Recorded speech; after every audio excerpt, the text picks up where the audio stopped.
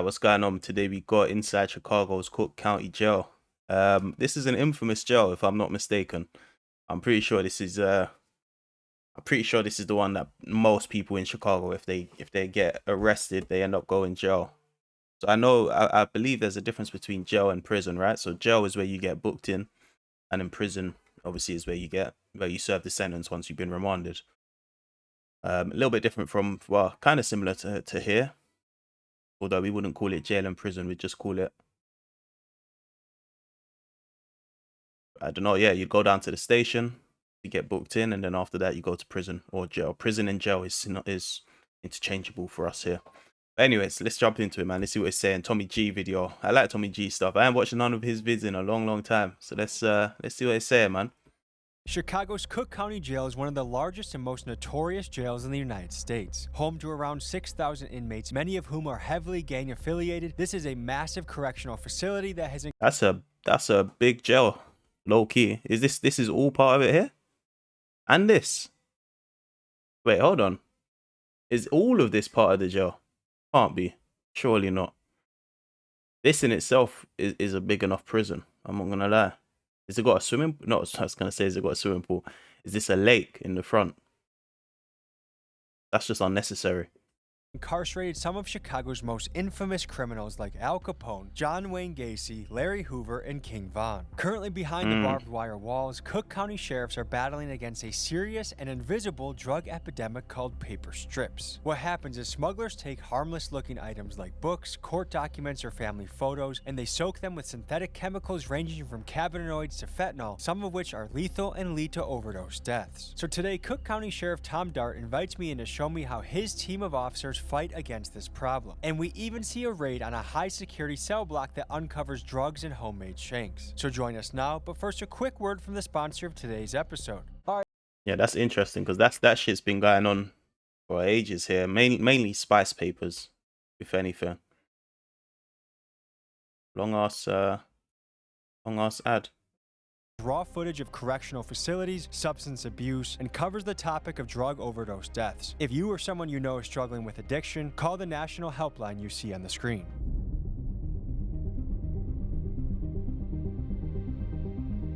This is Tommy G, Tom Grishesky. Hey Tommy G, I already got the heads up about you. You're good. Thank you so much. Bye-bye. All right, folks, we are at Chicago's notorious Cook County Jail, and we're going to be looking into their drug epidemic with the strips, the paper strips. And this is an extremely notorious Chicago jail. I mean, just where we are right now, this neighborhood is hotly contested Little Village territory where we have the Two Sixers, the Latin Canes, Satan Disciples, Maniac Disciples, and all sorts of gangs just all over the place right here. When they lock them up here, the guards have to figure out a way to keep it safe, which is a logistical challenge. This is a Sorry about that. place I'm very excited to learn about. Why is We'll it bring you doing in this? just a moment. There we go. All right, back in the paddy wagon again.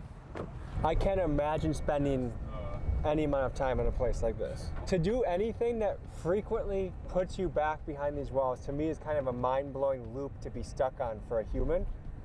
But I also think it has so much to do with neighborhood, culture, and structure. And Lack of influences. opportunities. That's one thing that if you want to change America from the ground up, we got to increase fatherhood. We got to make reading and learning cool. We got to make cleaning up litter and taking care of the environment cool.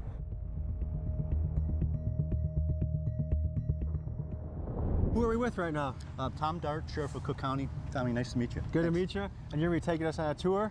Yeah, we're going to go into Division 6, which is one of the, about like 15 different divisions that we have right now here at Cook County. And do you know how many officers you have on staff at a given time?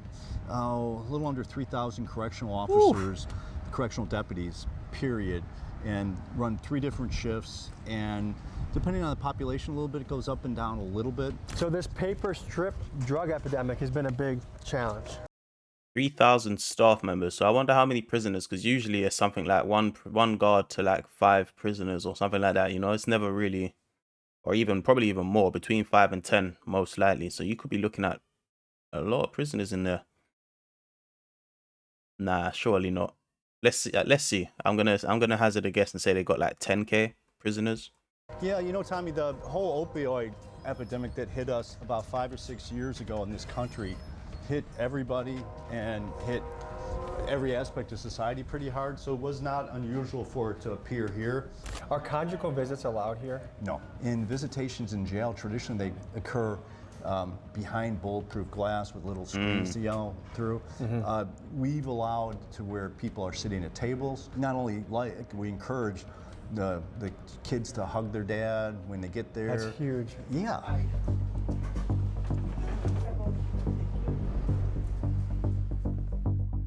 Must be mad hard for shit to get in this prison. But there's always a way. Right to your right, sir. Corruption or something. Drones. So we're going to the basement of Cook County, and apparently it's like a tunnel system under here. Easy to get lost.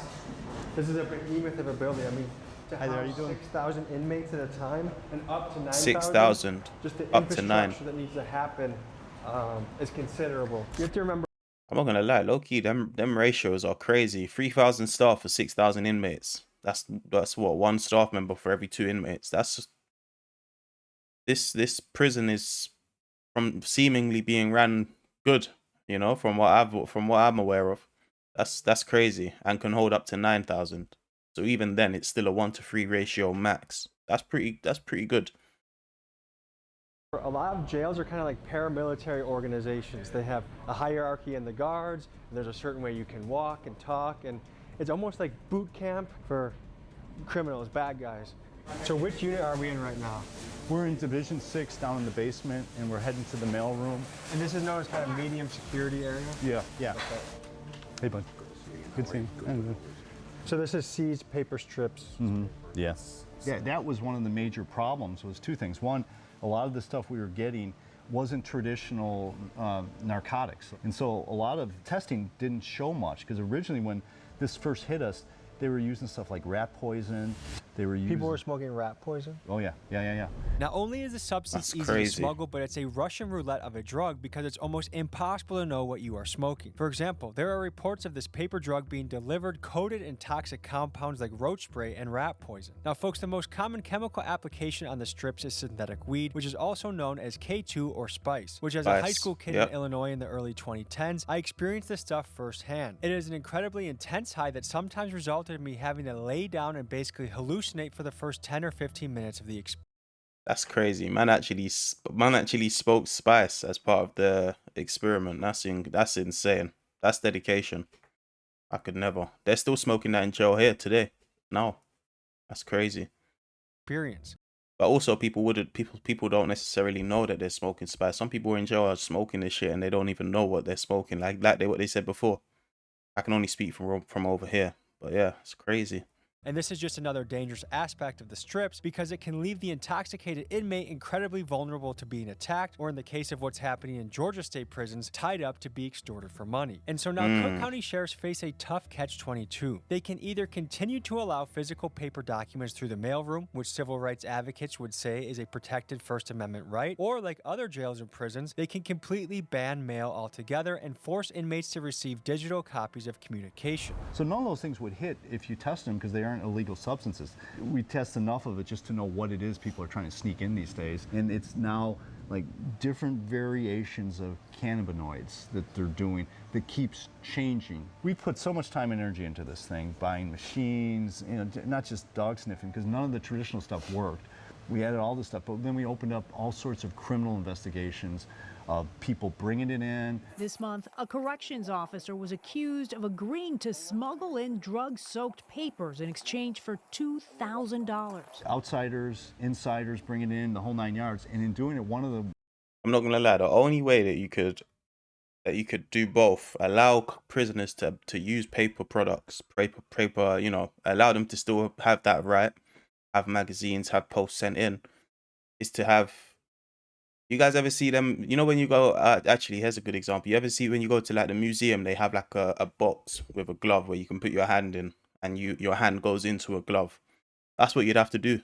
Build a transparent box on the outside of the bars, gloves on the inside where you can go in. It's all see through, and they're allowed to, when they're in there, they've got full function of their fingers. They can flick through stuff, read shit, and then obviously when they take their hands out, it's only their hands that can come out. That's what sounds logical to me. One of the times we did it, we did a search warrant, got in the house, and found all these things that this guy was using to make these compounds, and with it he had like his formula that he was doing. Yeah, And this he is some mad scientist absolutely kind of job. And he was sending it out to other people too. He'd take money for it. A sheet this size would go for at least $1,500. While filming another story I'm working on That's covering crazy. the programs offered to inmates within Cook County Jail, I got to speak. They're having wood-fired Another story I'm working on covering the programs wood-fired offered to pizzas and everything. They're having it all right in here. inmates within Cook County Jail. I got to speak with some of the inmates about the strip epidemic, and here's what they had to say about it. Strip's a drug people do on the streets, or is that like a jail and prison only drug? I think it's like a jail and prison only drugs. No one's doing that in the For street. sure. right? No, nobody doing Why it in the would streets, you? 'cause it's like, and here you really can't get what you get in the streets. So And what do you think motivates people to do strips? I think some people, when they start doing strips and everything, I think some people just be bored because jail just is like a repeated thing. And that's why programs like this are so important, because it takes some of the boredom out of jail. Yes, sir. What do you think motivates the guys doing the strips to do them? Some people don't see the light. Some people feel like they never coming home. Some people have drug addictions prior to coming here, so it's a substitute. Te puede matar en algún momento, te pone como estuvieras borracho. Como un zombie? Sí, te pone como un zombie. Now we're about to be on our way to an active raid happening where we go through a Okay, cell block and see let's get if negative. there's contraband in the unit. Let's get negative. By the way, guys, I'm still on the search for the most action-packed police show. Obviously, we've been watching some Midwest Safety, been watching some clips here and there. Nothing has quite piqued my interest. I'm going to put it out to you guys. I'm going to tell you now. When I'm watching UK stuff, I like to watch police interceptors. So go do some research. Go watch a little couple clips of police interceptors online. See the sort of style that I'm going for. Ideally, if I can even, up that level and just get even more action-focused content. That's what I want, man. I want to see some real negativity, some real solid American policing. And now we're walking through legendary doors here. Anyone that is in the streets in Chicago knows about Cook County Jail. This is a And massive jail. Famous rappers have been behind bars here. King Von, Little Dirk.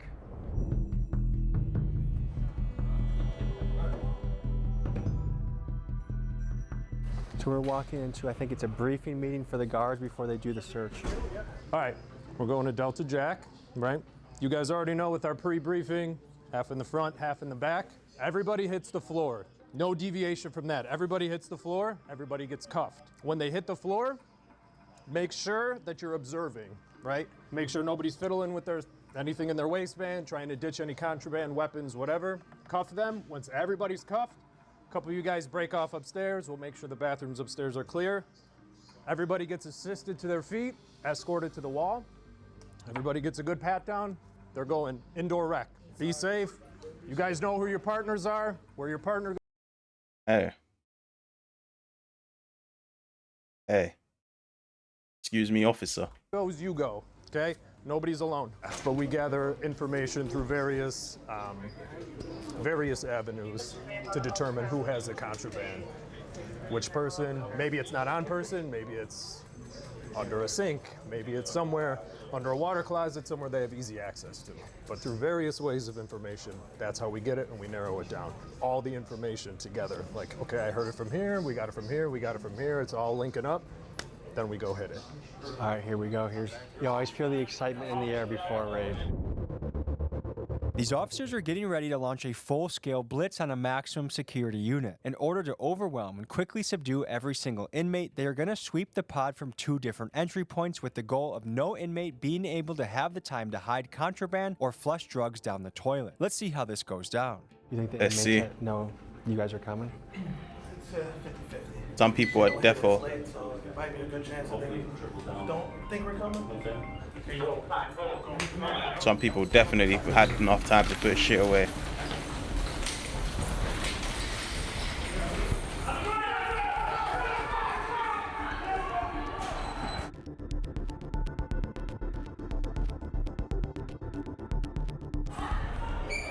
They got everyone on the ground. The first step is securing everybody. Look, you see people peeking their heads out of their cell too. But to be an inmate and to not know when this is going to happen at any moment throughout the day, they can come in, rush you, and start. It's crazy though, because in here do look exactly how I've seen it on the videos. You know, like obviously I seen a video of I think it was King Von in the holding cell with like bare other man, and obviously he spots that other guy from the other from his other rival gang or something, and then obviously 2-2s it gets cracking and whatnot.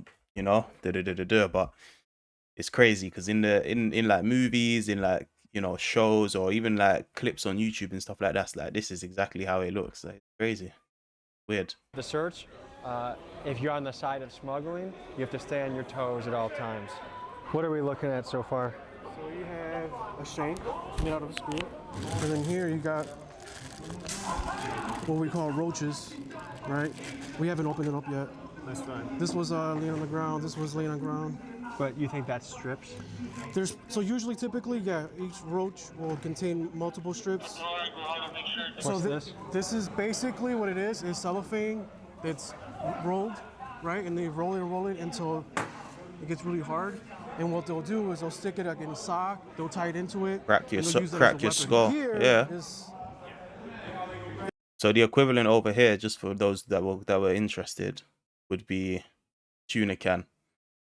The people put a tuna can in a sock, and I've never been jailed, by the way, obviously, you know, but you know people that know people. Let's just say that. It's a magic shave cream, Magic but it's shave. filled with feces. Really? Yeah. So it's a weapon, a biological weapon? Pretty Yo, I've got too many questions right now. How the hell do you fill this? How do you refill this with feces? That's my first question. Second question, what the fuck is this being used for? Man are out here collecting their own shit. That's crazy. much, yeah. Yeah. Well, I mean, what would be the other purpose of filling poop in that? Yeah. What I like to think is I feel like we've been doing pretty well recovering weapons, right? So this is like their last resort. Okay, so right now behind us, one by one, every single inmate is being searched, and a search is an unpleasant experience. I mean, some of these guys are getting their Right up shoes in taken them off, socks crevices. taken off, they're getting felt around the groin area, the most common smuggling areas. Another shank. Yeah. This is a wick. That's out of toilet paper. I believe this is toilet paper. Yes, toilet paper. So what That's they do is crazy. they'll light one end of it. This is what they use to start, light up fires. Or the roaches that you saw earlier, these, that's how they light them up. One thing to highlight, look, so this is made out of a haler, a medically necessary piece of equipment, but if abused can be turned into something that can stab somebody. And this is the fine line that a jail has to operate, is human freedoms, healthcare, danger. Another thing to note here is I was curious how the segregation might work, but I do see Latinos, blacks, mixed. Some jails racially segregate, some do it by gang, some do it by age, some do it by level of danger to society. But how you sort people is a recipe that can either make safety or danger depending on how you do it. A logistical question that every jail has to think about. So anyone that is wearing a green jumpsuit, it's apparently because they've either indecently exposed themselves or got caught masturbating. We tell everyone not to search the day room, especially when there's none of these guys present. These individuals, if there's stuff hidden in the toilets, under the toilets, the main thing with that is this is priority. Clearing the tier, making sure all of them are gone. If there's a weapon or some drugs in that toilet, it's not going anywhere. Does each guy have a bathroom in their cell too? Yes. Yes. So this is the community room if they're out and about. Are they allowed to have any sort of towel? No. Another shank. Another shank? I knew I saw something. Looks like to be another screw. Make sure it's just clear. This is the only division that has these where you can kind of control. Your skin's got to touch it, but see, that's a problem too. If it's not lighting with the skin, that means that it's tampered with. And what are the implications of this being tampered with? They could loosen these screws, which allows this to come up, exposing the wires, attempt to light fires, or just conceal contraband in there. I mean, these guys have all day, every day to figure out how to hide this stuff. Crazy So we just start from ingenuity. the back and just work our way this way. This is cool though, because this is my first proper experience of what a jail looks like in Chicago. Bunk beds, very, very minimal provided. You got sheets, you got, your bed. Looked like they had a bit of storage there for some How to hide shoes. this stuff. So we just Yeah, it's literally what this looks like. It's made out of concrete and wood. Start from the back. That's tough. And just work our way this way. But every nook, every cranny has to be searched. Excess food. So I usually start with the windows, just because it's all the way on the end. They can hide stuff in there. So when we're doing this, the main thing we want to do is we don't want to mess up their stuff. We don't want to be bogus. But for us, we go picture by picture, paper by paper. These guys are ingenious. They could have 2 pieces of paper glued together with drug-soaked paper in between them, and just any quick glance, you wouldn't even notice. So this is usually a big indicator, the holes in the mattress. This guy, well, he had something in there. So yeah, with these books, you just essentially, yeah, these might just be bookmarks, but we got to make sure that they're just bookmarks. Because in between any of these pages could potentially be, and not even just drug-soaked paper either, staples, paper clips, tattoo needles, really anything. Do raids happen on a daily basis? That's our whole function. I mean, we wouldn't describe them as raids. They're targeted searches or just regular tier searches. They have to be done. It all depends on the information we have, the intel we have will determine if we're gonna make a strategic entry through the front door, the back door, both, if we're just gonna hit a cell or 2, it all depends. A lot of planning goes into each one of these. Have you seen any overdoses happen in these units? Yes. In 2023, Cook County Jail had 18 inmate deaths, and a third of those were due to drug overdoses, making this drug problem the single greatest cause of unnatural death in the facility. The 50th time this year, the Cook County Sheriff's Office makes an arrest related to drug-soaked paper, including occasionally the guards themselves. This month, a corrections Yes, of officer course. was accused of agreeing to smuggle in drug-soaked papers in exchange. I've never understood people that risk their, especially in this position. Like, why would you risk your job? Make some bread, but the consequences, you end up in the very place you're protecting. That's just insane. That's just insane risk reward for me. For $2,000. Because two smuggling bands. a single soaked piece of paper can be worth as much as $10,000, and because it is also very difficult to detect who the dealer is that is smuggling in the drugs, my gut tells me that the economic incentives are too high for this problem to go away anytime soon. Which would you say is more dangerous, the gang violence or the strips? They're both just as important, right? But It's crazy because 2 bands. Imagine that. Men are risking their whole job, their whole career. Not even just your job that you're risking at that point. You're risking your life, you're risking family, you're risking a lot of things to make 2 bands. If we're talking as an isolated incident. Whereas if you offer that same person we'll give you there'll be a 2-band increase to leave job. So many people would say no. They're not willing to take it. It's only 2 bands. They're not willing to They're not willing to take that risk to make that move for 2 bands. But they're willing to do this for 2 bands. It's crazy. paper drugs have been prevalent for the last, how long? It's really picking up steam. But the problem is that with the paper drugs, it's dangerous to not only them, but it's also dangerous to us as well. That kind of might tip the scale a little bit. Justin Wilkes, Chief of Investigations and Intelligence. And what's been grinding your gears lately? Well, for the last couple of years, saturated paper inside the jail. Back in 2023, we had our first death from smoking the saturated paper, and I feel like ever since then, that's been kind of a thorn in the side of the sheriff's office. And what is this drug? I don't know exactly how to describe it because they're all different kinds. There's Jesus. synthetic cannabinoids, synthetic opioids, synthetic hallucinogens, and so we don't really know. Each one's different. The inmates have a term they use, and when the more potent it is, they'll call the stuff death. Did you get something over here? Yeah. Can you show me what that is? Sorry, I was a bit distracted there. What's Did you going get on? something over here? Yeah. Can you show me what that is? They must have had a wick and that started these on fire. So are they making homemade joints? Do they have a piece that they're Yeah, hitting? they're making homemade joints. When you guys raid a cell, how often are you finding contraband? We find it every single time. Every single time. So it never stops. Never stops, ever. I know you're about to search a cell? Yeah. Okay, you want to search it and then walk us through what's going through your head as you're searching? Sure.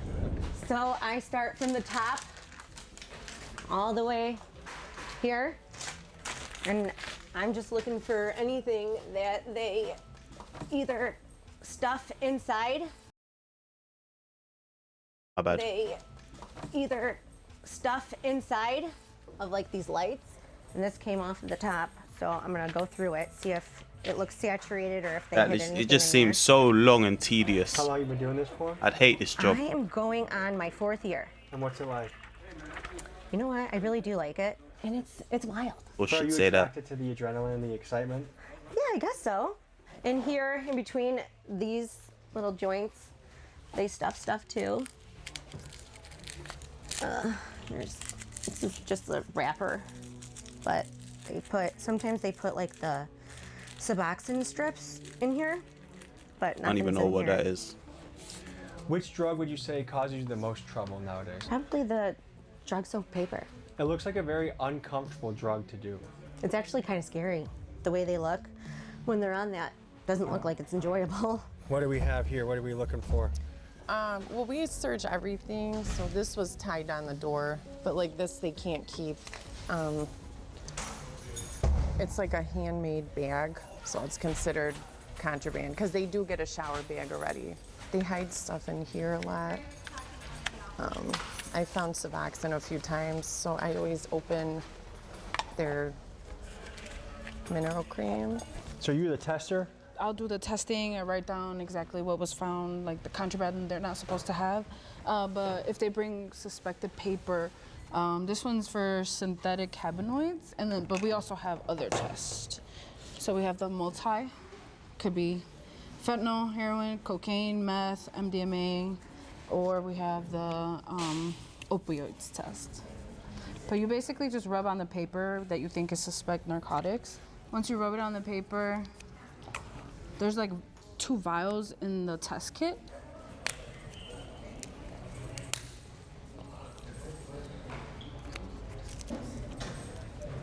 So this one, like, didn't show anything. So it's not, if it's actually something, it's gonna look like this one here.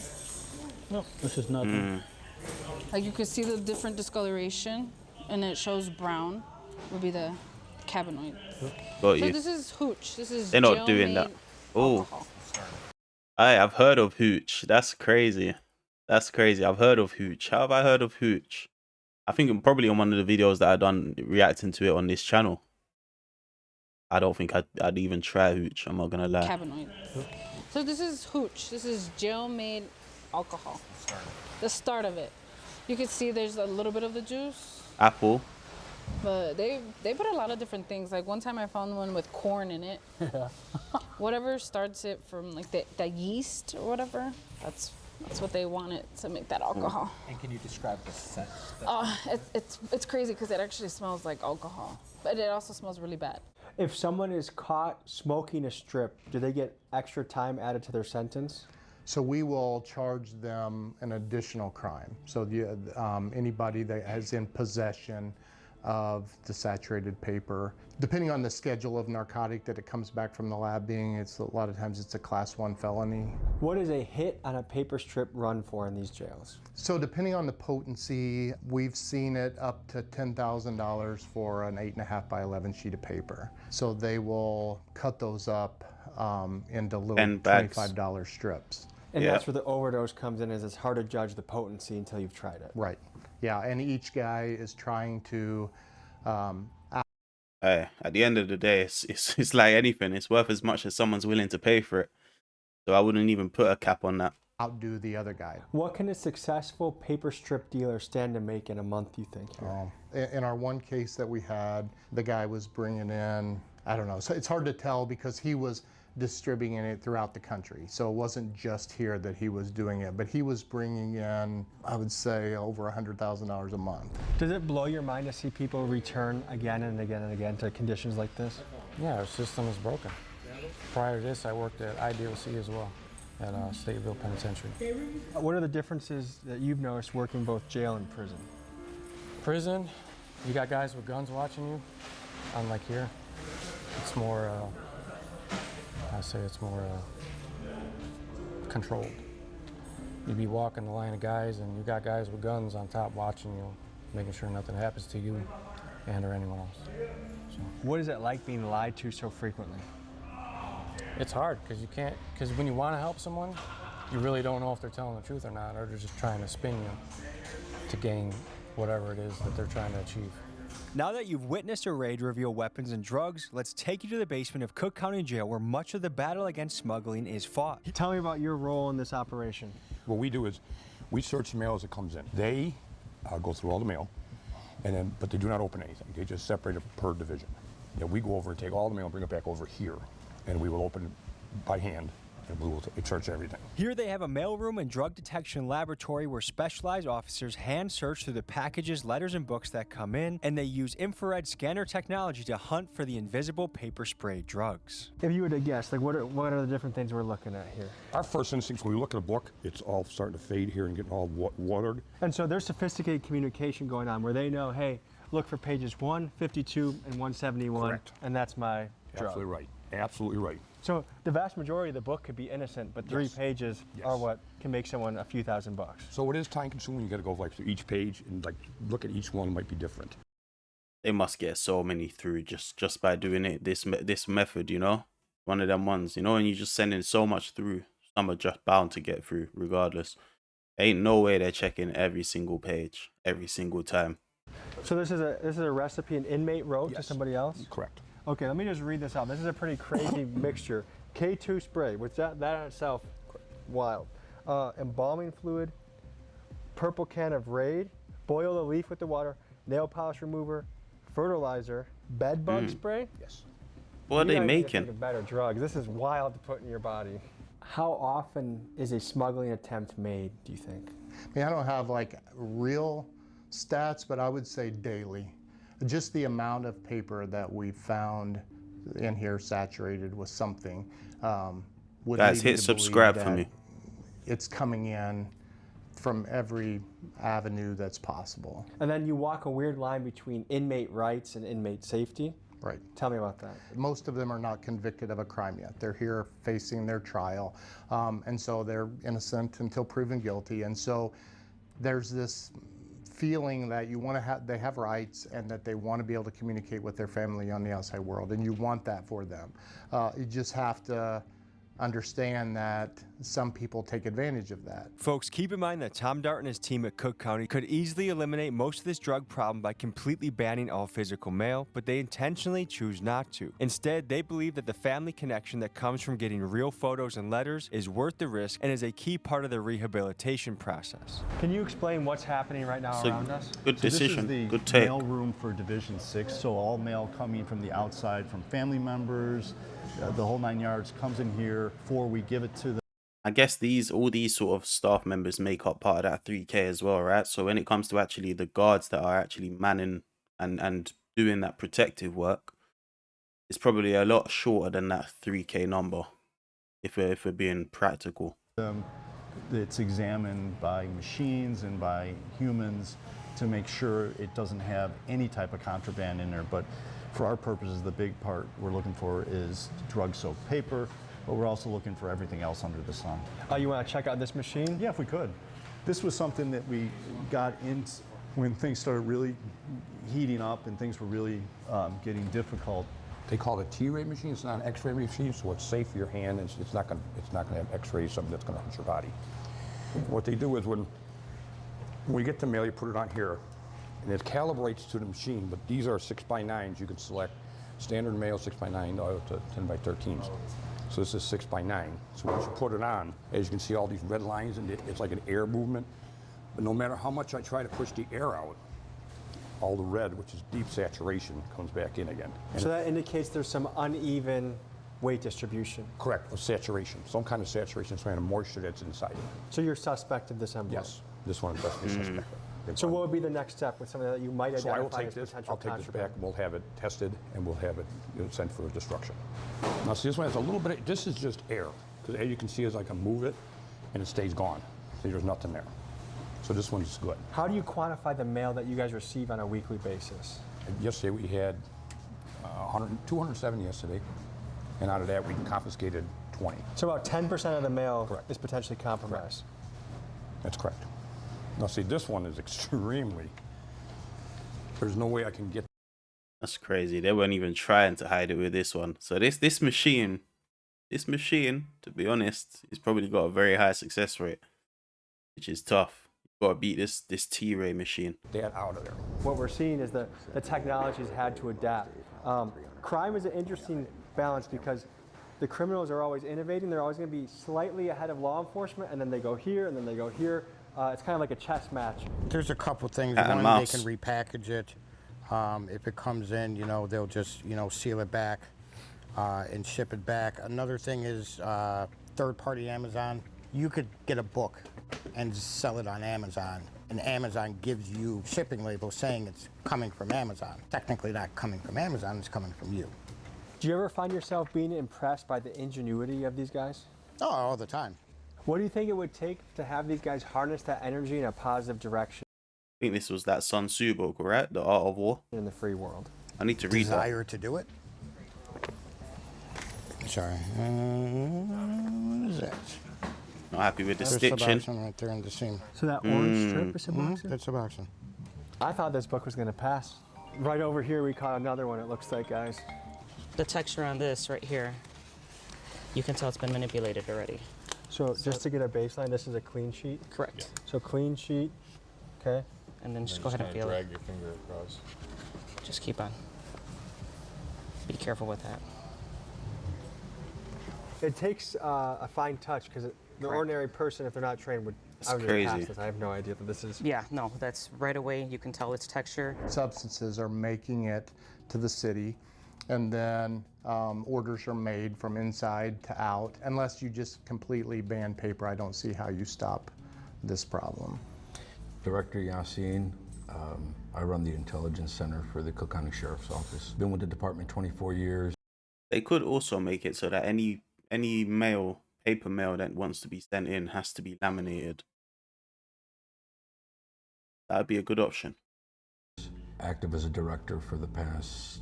It's a bit dangerous, but How still. do you solve the strip problem? Eliminate any mail coming in here and just make it all electronic. What do you think motivates these guys to take That's the strips? easiest way, really. You know, I wish I had an answer for that. What makes them want to do it? Chasing the high? I don't know. Currently within these jail walls, which is more dangerous? Gang violence or the paper strips? I would say that the paper strips. Folks, that was a look into Cook County's drug smuggling epidemic. Thank you to Tom Dart and his team for letting us in. And we have another piece coming with them soon. We cover their programming, their welding, their pizza kitchen, their rescue dog program. It's really cool, innovative stuff that I'm excited to show you. And folks, if you want to support the channel, rock the Big Dog merch. Look, no.